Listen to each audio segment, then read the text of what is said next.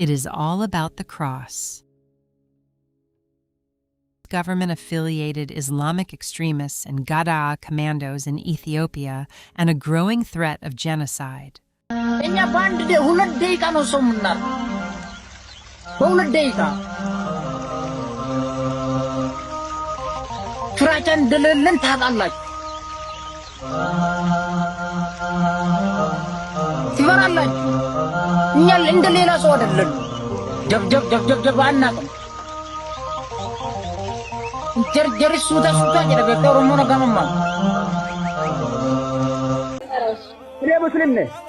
እኔ ሙስሊም ነኝ አለበለዛ ወላሂ ሼክም ቢሆን የአማራ ሼክም ቢሆን የአማራ ቄስም ቢሆን እንደበጌ ይገላል እንደበጌ የለም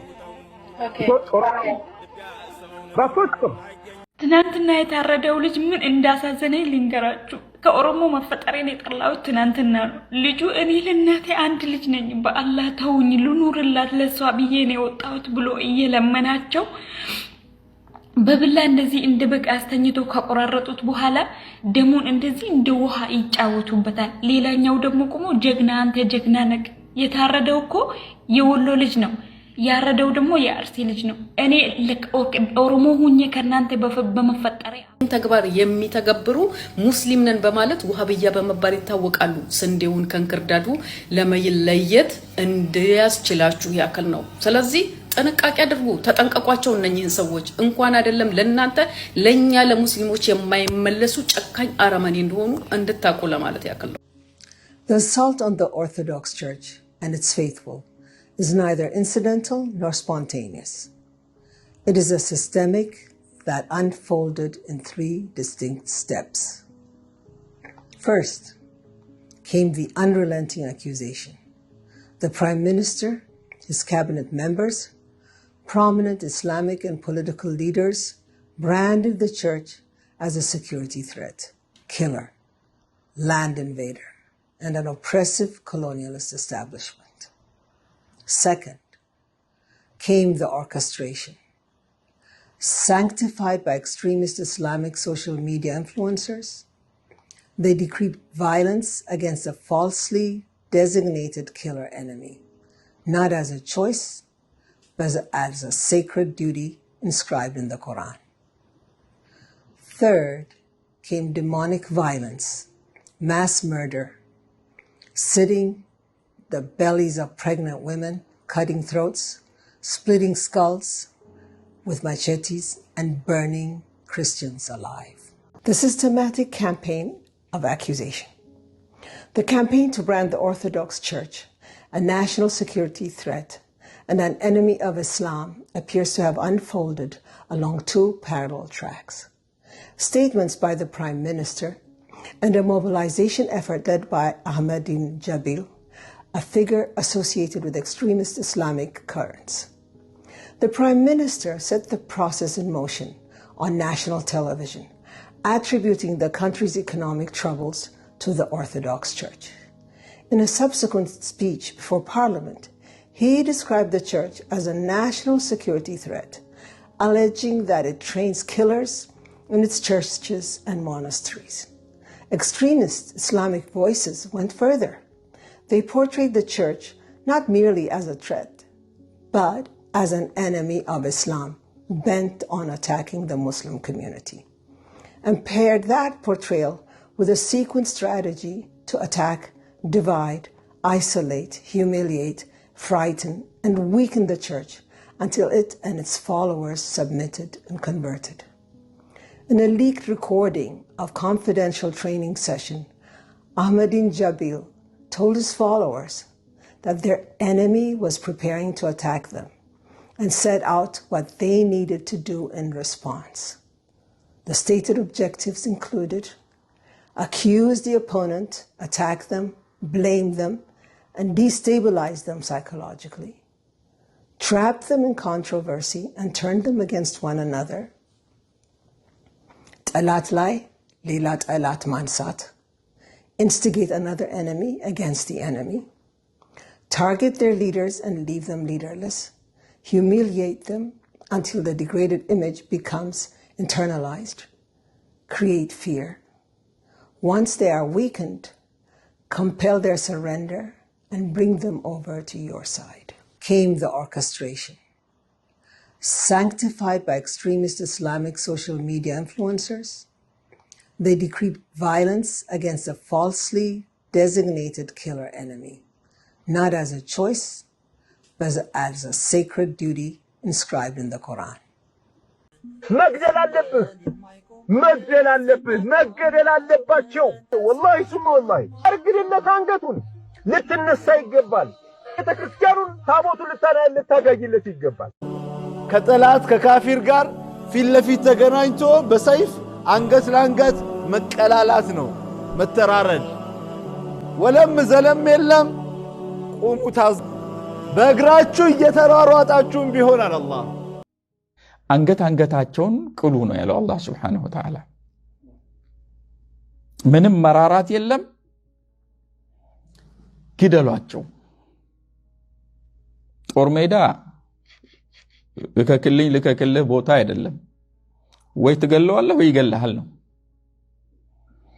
የቀደመ ነው የሚኖረው ጂሃድ ማለት ምንድነው ማለት ክርስቲያኖችን ማረር ነው ያው ምንም ልዩ ለሳቸው ጥያቄ ያለኝ እኔ ለምሳሌ አብዛኛው እውነት እነዚህ እውነታቸው ቢሆን እኮ አብዛኛው ማህበረሰብ ክርስቲያኑ ማህበረሰብ አረብ ሀገራት ይኖራል እኛም ሀገር ላይ አብዛኛው ሙስሊም ሃይማኖቱ የሚለው ነገር ተግባሪ ነው አይደለም አብዛኛው በሚችለው ነገር ለመተግበር የሚሞክር ነው ምናልባት ረዱ የሚለው ነገር ከታዘዝን እስካሁን ምን አቆያቸው አዱንያ ላይ The fervent followers of these criminal zealots turned machetes and fuel cans into instruments of religious obedience.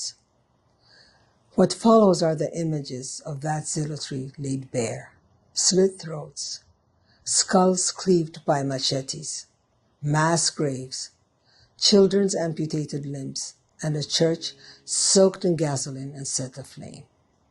The images we have chosen are not the most gruesome in terms of graphics, not the most visceral in terms of savagery.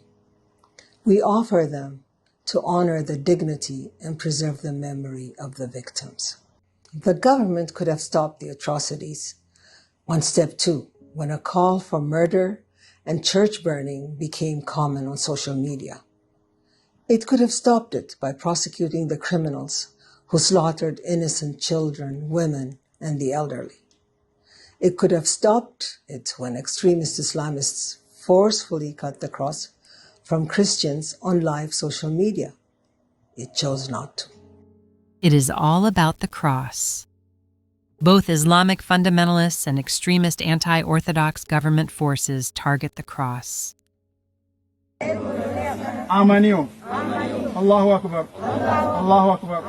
Inshallah, ahun maskali korrodan. Maskal.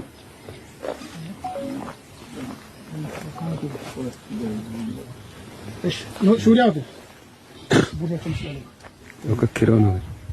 السلام عليكم ورحمة الله وبركاته. أما كنور تجاه أما مسكلة تجمر مسكلة ساتيا لا عد إنكم منه سيمي براتي منكم يا ربي الله أنا بفهمت سمونا كنا موت ديبل إن شاء الله قرأتو كيف إذا أنا جت قرأتو إتو كتو مسكلة بيجاتا بكيبات مسكلة قدتنا مسكلة قدتنا مسكلة كاسيون مسكلة كاسيون كاسيون ما شاء الله الله يحفظه لكم الله يعلمه لكم إن شاء الله برو Nearly 90% of the atrocities are concentrated in the Oromia region, the very birthplace and political power base of the Prime Minister. The cost of refusing to remove the cross. The victim in this picture is Abba Tadesi, the head priest of Andodi St. Selassie Orthodox Church. First, they asked him to take of his canonical hat. This was to humiliate him. He complied. They then asked him to take of his cloth. He complied. The last order was to take of his cross and throw it. Tha was a red line. He refused and paid the ultimate price for the cross. The perpetrators are armed Oromo government forces and Islamic fundamentalists. They film their crimes and share it on their social media.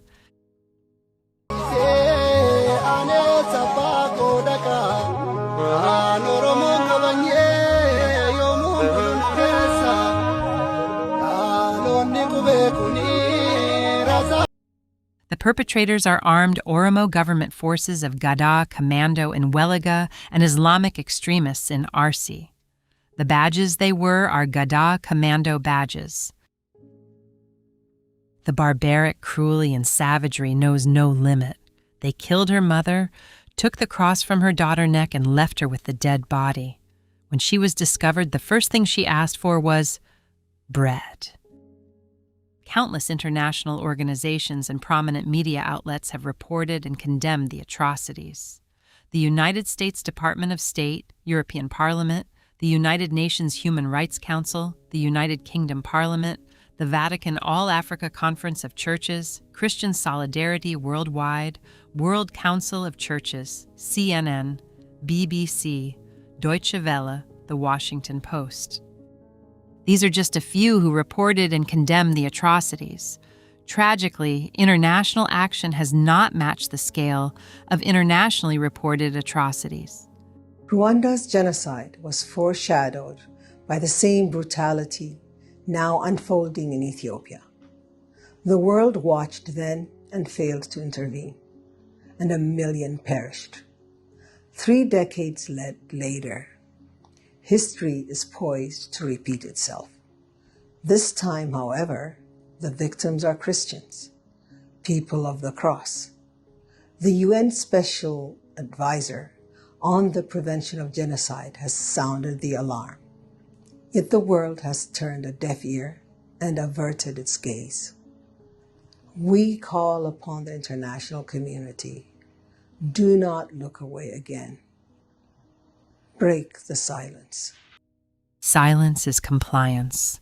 Stop the looming genocide before it is too late.